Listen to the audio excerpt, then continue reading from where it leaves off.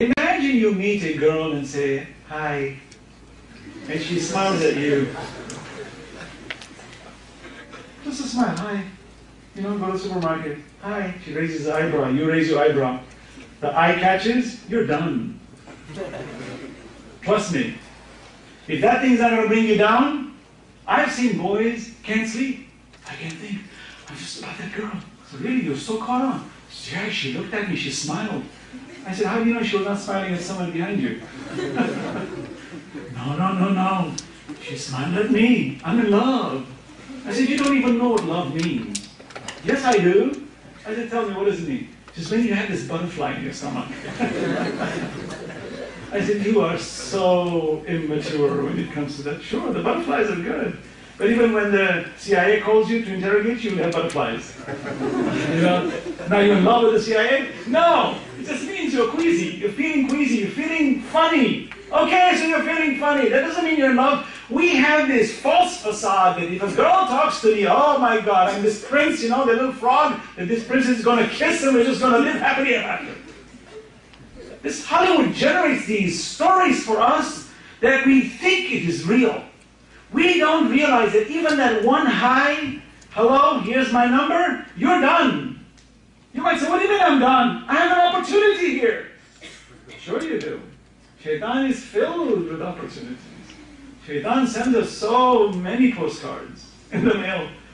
Even on the internet, right? You get an email, click here for a good time. You're done. He takes you to territories you never imagined possible. What I'm trying to say is, when we get into relationships, especially cross-gender relationships, where we maintain friendliness with the opposite gender, it has a very real connotation and it marks your life. You might say it's just a passing cloud. I said hi to the girl, we had a good time. We tried to see if there was anything spark-wise, but it didn't work out. We moved our way. What we don't understand is that opportunity opens 1,000 more, because that one hi with a smile sticks in my head that it is possible. Now I go looking for more highs. Literally. So what happens is you start going looking and you can't stop. Then Shaitan takes over our biology. What happens is we start building a baggage. Typically, 13, 14-year-old boys were already now very pure, but they're very emotional. These days, with social networking like Facebook, they start connecting. Their photographs, you know, somebody sends them a little heart, you're cute, khalas, you're done. The boy starts feeling, wow, he looks in the mirror, keeps looking at himself in the mirror. Suddenly now he's realizing, wow, he is cute. Opportunities are just boundless. You just can't stop. So he starts getting bold and starts chatting online, thinking, I'm a man, I can handle it.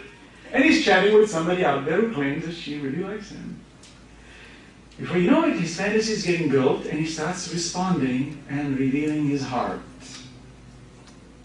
Because he really thinks, this one's for me. This is the one I'm going to be married to. This is the one I'm going to have 12 children with. I'm going to retire.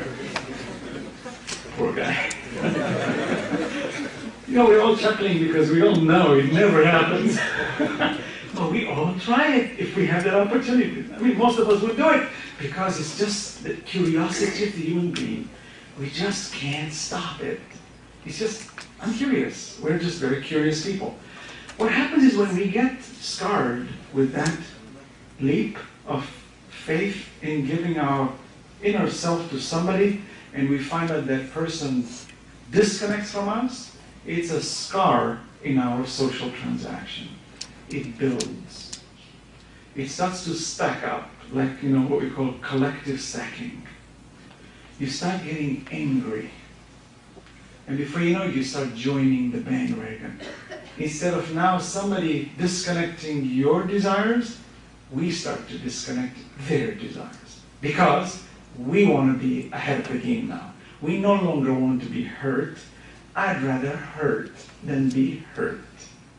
And the cycle is constant. If you ever monitor conversations online, it's amazing how much of that little child's play, what we call, you know, in the animal kingdom, You try to attract the other gender.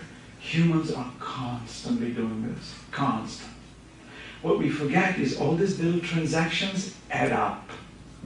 And it makes us who we are. Then when the real spouse shows up, when you're ready to settle with her, you can't handle her. Because we start laying all the rules on her because we don't want to get this. We don't want to get rejected. The poor girl is innocent. I'm just talking from the boy's point of view. It's quite the reverse also. It works both ways. And you find the marriages don't work. It leads to marriage breakups. You find the majority of the marriages, majority now, 70% of marriages don't last. You find people are living out of wedlock. We find all these little pleasures that we take on the sidelines, even with mut'ah, affects the psyche of who we are. Then that wife that we've got who's the permanent one, all the baggage gets unleashed on them. Our children, sometimes, many times I've seen, many of our children get beaten by their fathers and their mothers. They're smacked and kicked and whipped. And I'm thinking, why? Your most beloved possession is your own blood, your child. Why would you hit your own child? Because all these frustrations bottle up. We just don't have a release. Why? Because we have not put Allah on the front line. If we take Allah and carefully manage our relationships, Allah says, get married. Get them married. Allah never said don't get them married. Enjoy it, Allah says. وَمِنْ آيَاتٍ خَلَقَ لَكُم مِّنْ أَنفُسِكُمْ أَزْوَاجًا لِتَسْكُنُوا إِلَيْهَا وَجَعَلَ بَيْنَكُم مَّوَدَّةً وَرَحْمَةً.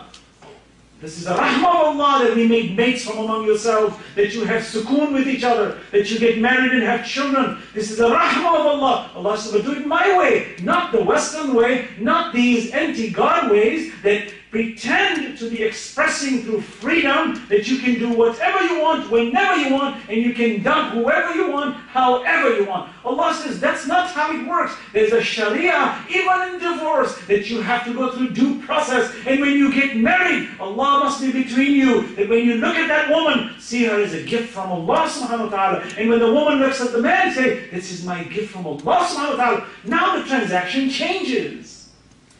But if my opportunities are constant, even when I get married, I'll see my marriage is a burden on me. It's holding me back from all the pleasures that I can potentially have. This is where the bala comes. That you find men who are married, especially men, they're not satisfied with their wives, they have to go marry another one, and marry another one. Why? What's the problem? Oh, it's just my nature. Go back in the history of the person, you'll see they couldn't handle one. Now they've taken a woman who's given her life to the cause of Allah in the family. You find the husband somewhere else. You know how devastating it is for the wife and the children? It leads to apathy.